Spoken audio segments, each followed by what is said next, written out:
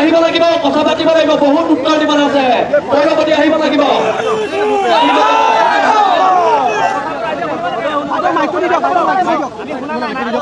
বাইদেউ কৈছে 2018 চনত যিখন বোৰ্ড আছিলে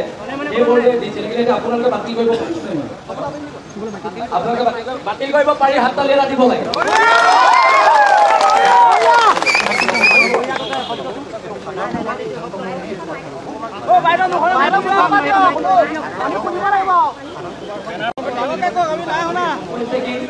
আমি কৈ আছো যে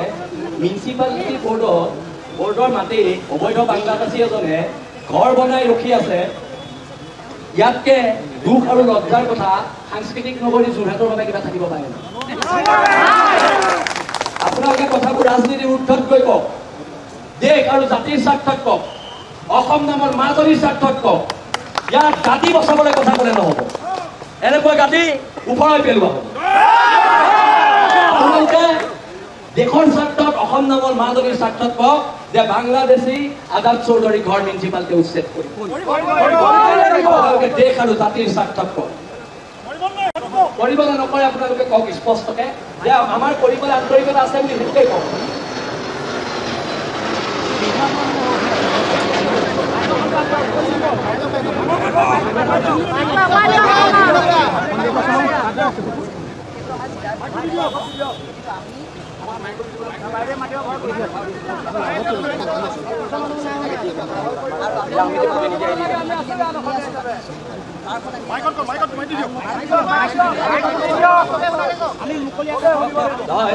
ঠিকে কৈছে তেওঁলোকে কৈছে তেওঁলোকে যিটো লিষ্ট আছে লিষ্টটো কেনচেল কৰিম বুলি কৈছে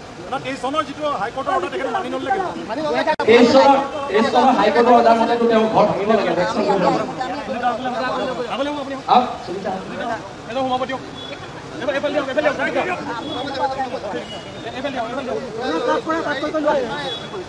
অৰ্ডাৰ থাকিব আমাৰ ওচৰত আছে মিউনিচিপালিটি বৰ্ডৰ ওচৰত নাই আৰু এটা কথা মিউনিচিপালিটি বৰ্ডৰ সম্মানীয় পৌৰপতি বাইদেৱে আমাক এটা কথা ক'ব লাগিব যাতে আজাদ চৌধুৰীয়ে ইয়াত এটাও ঠিকা নাপায় ঠিকা ইয়াৰ খিলঞ্জীয়া মানুহে কৰিব খিলঞ্জীয়া অসমীয়া ল'ৰাই ঠিকা কৰিব পৌৰপতি পৌৰসভাৰ ঠিকা খিলঞ্জীয়া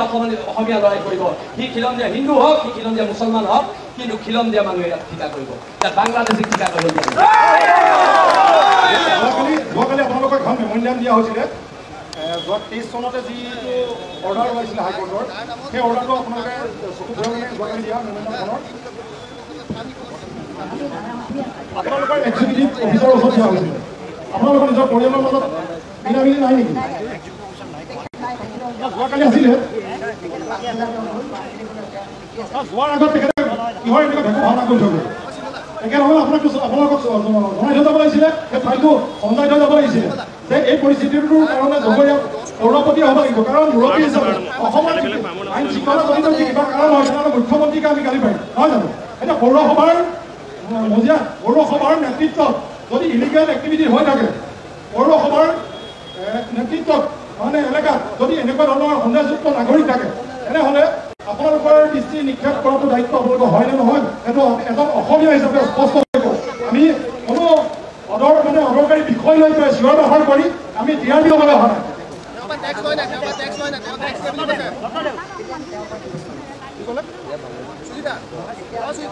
নহয় ৰ'ব এক মিনিট আপোনালোকক জনাইছোঁ ৰ'বচোন এক মিনিট ৰ'বচোন মানে 74 চনৰ তেখেতৰ জন্ম চাৰ্টিফিকেট যোৱাকালি আমি ছ'চিয়েল মিডিয়া আৰু মিডিয়াত দেখা পাইছোঁ গতিকে 74 চনত জন্ম হোৱা ব্যক্তিজন মই 77 চনত জন্ম মোৰ জন্ম চাৰ্টিফিকেট নাই তেনেহ'লে ক'ত পালোঁ আৰু জন্ম চাৰ্টিফিকেট কেনেকৈ দিলে পৌৰসভাই দিব লাগিব তেনে তাৰ আঁৰত পৌৰসভাৰ কেলেংকাৰী জড়িত হৈ আছে নাই আৰু 2 নম্বৰ কথাটো হ'ল কি তেখেতৰ পাছপৰ্ট তেখেতে বিচাৰি মাৰিছে মোৰ ল'ৰাই আমুকত পঢ়ি আছে আৰে বাবা তোমাৰ ধন আছে পঢ়োৱা কিন্তু কথাটো হ'ল কি আমাৰ এই খিলঞ্জীয়া মানুহৰ ভূমি দখল কৰি তোমালোকে ব্যৱসায় কৰিবা তোমালোকে ঠিকা কৰিবা আৰু এই মুহূৰ্তত আমি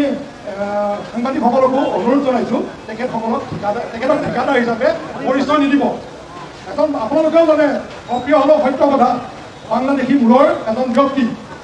গতিকে 74 চনৰ যি কেলেংকাৰী সেই কেলেংকাৰীৰ লগত জড়িত পাছপৰ্ট চিন্তালৈকে হৈছে যিসকল ব্যক্তিয়ে দিছিলে তেখেতসকলো আৰু আওতালৈ আহিব লাগিব। এয়া পাওঁতে জিলা প্ৰশাসনক আমি আহ্বান জনাইছোঁ, আপুনি স্পষ্টভাৱে তেখেতৰ ওপৰত এটা বক্তৃতা দিয়ক, আমি সন্তোষ হ'ব পৰাকৈ।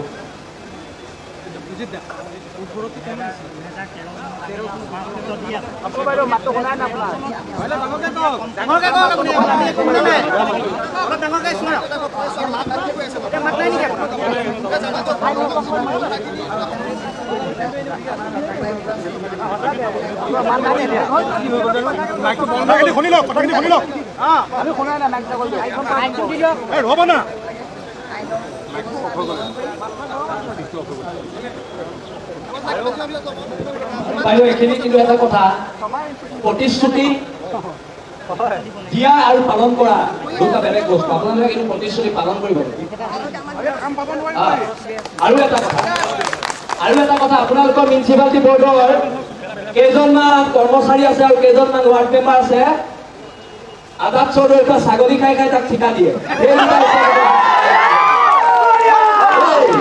ছাগলী খাই ঠিকা দিয়া সেই যিকেইটা আছে সেইকেইটাৰ ওপৰত তদন্ত দি সেইকেইটাক অকণমান যোৰহাট জেলত ভৰাই দিয়ে।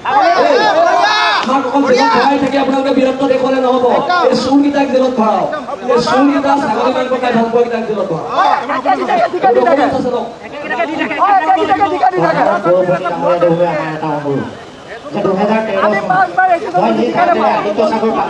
আছে